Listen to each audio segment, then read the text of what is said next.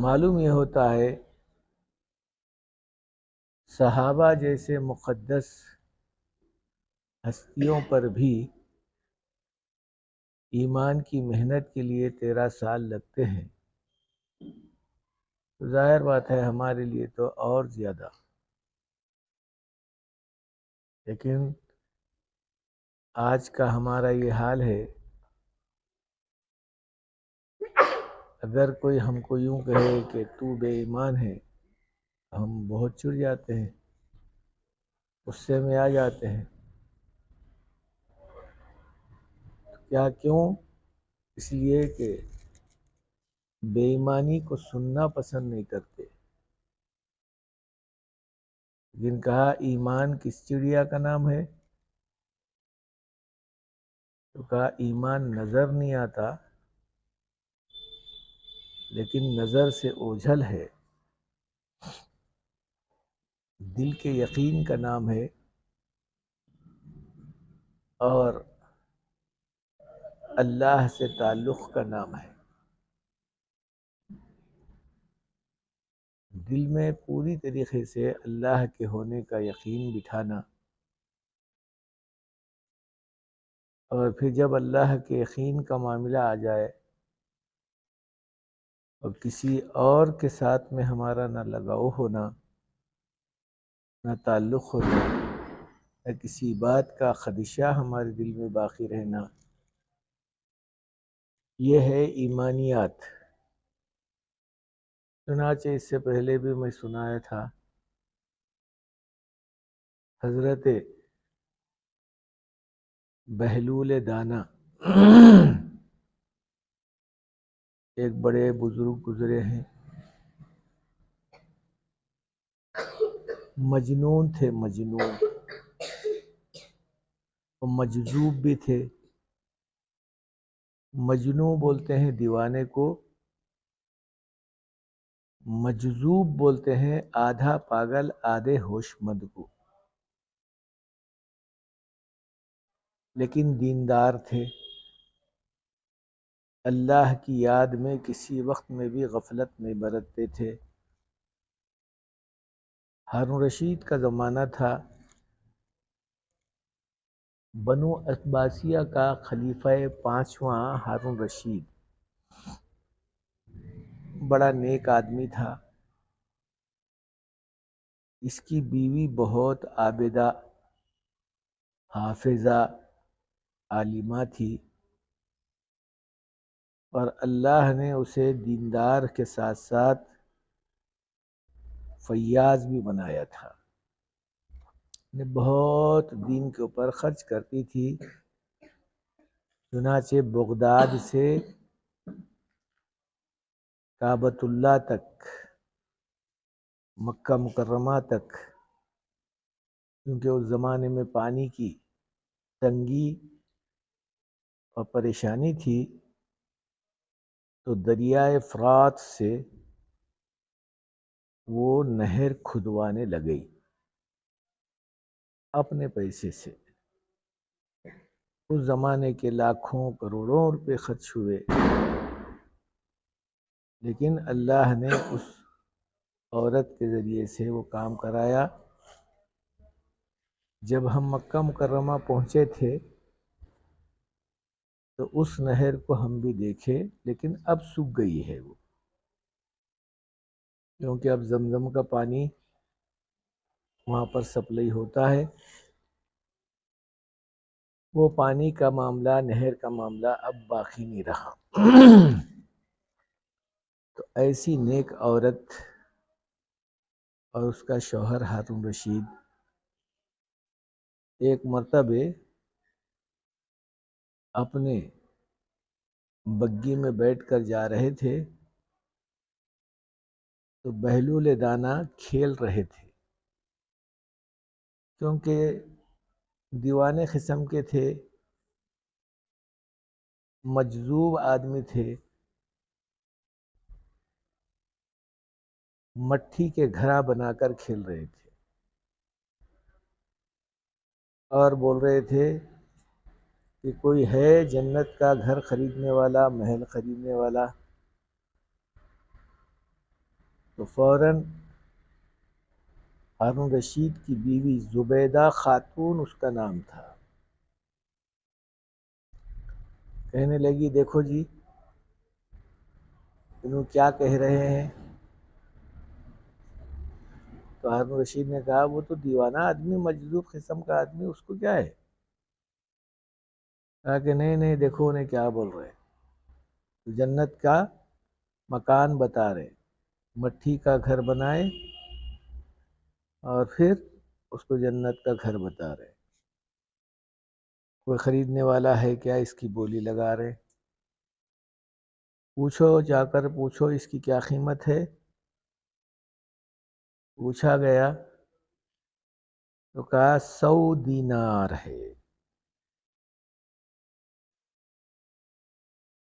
تو بادشاہ بولا کیا پاگل ہو گئی کیا تو، مٹی کا گھر؟ کہا نہیں، تمہارے کو کیا کرنا ہے، تمہارے پیسے تھوڑے ہیں، وہ میرے پیسے ہے، دے جو اس کو، بولو زبیدہ کے نام پہ کرو، بولو۔ تو دے دیے،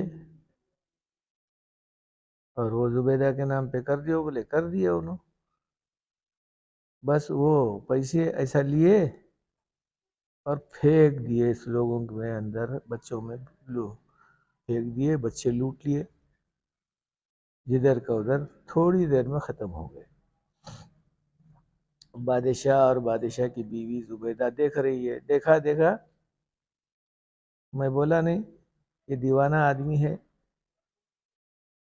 تو بیوی کہنے لگی چھوڑو اس کو، جانے دو، کیا کرنے کا ہے، دے دیے پیسے، ختم ہو گیا۔ اور رات میں خواب میں دیکھ رہے ہیں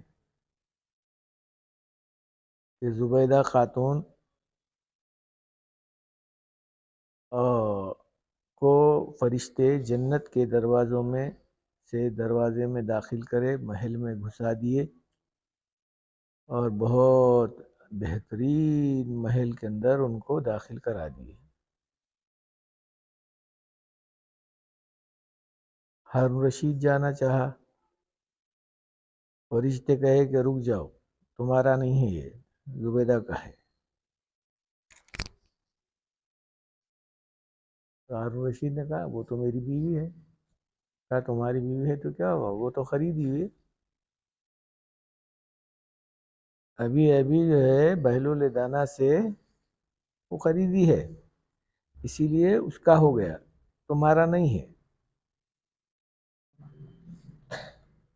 بس یہ صبح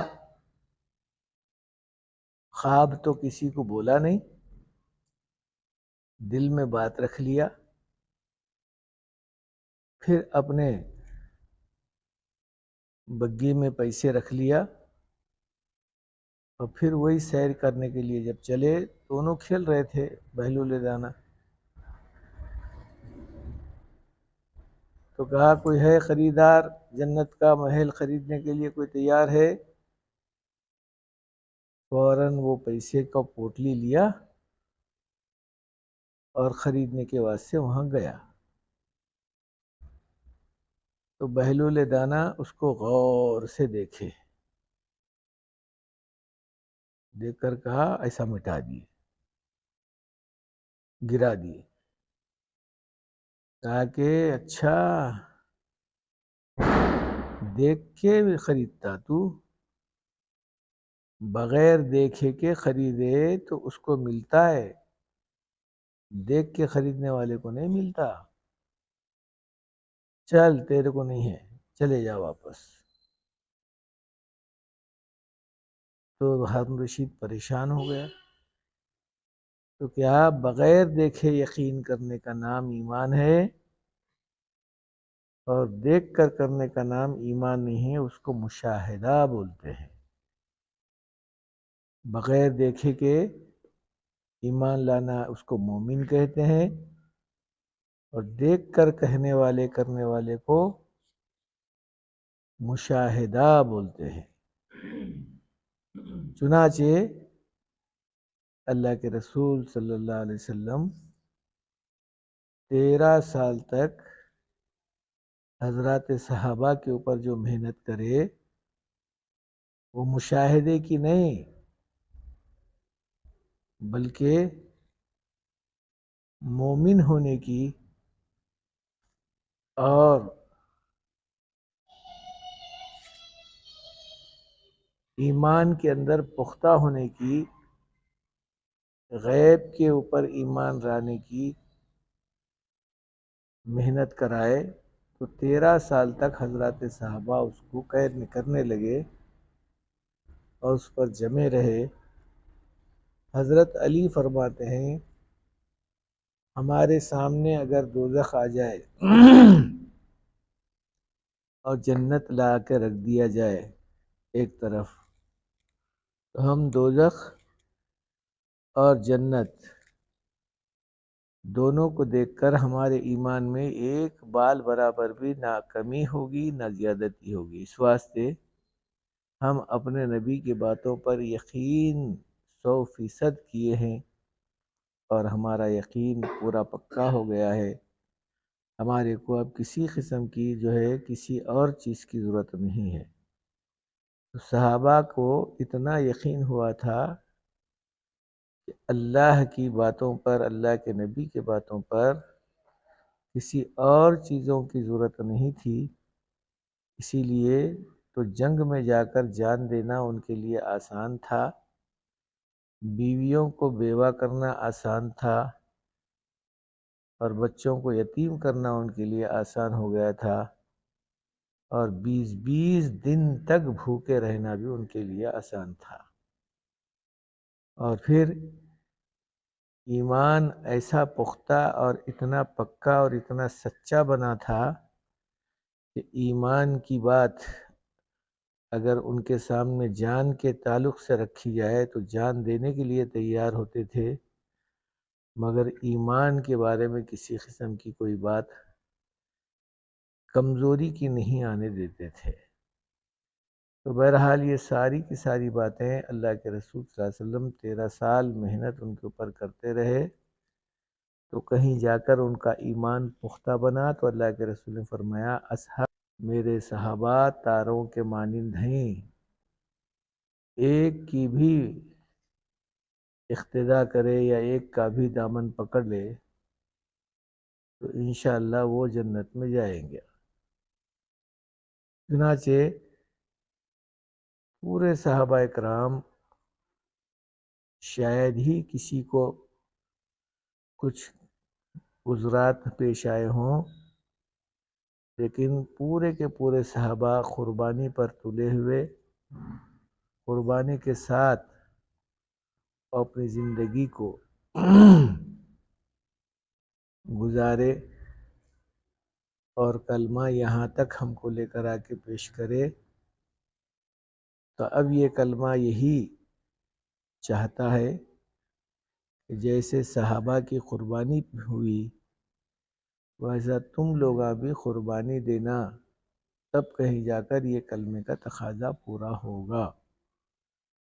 اللہم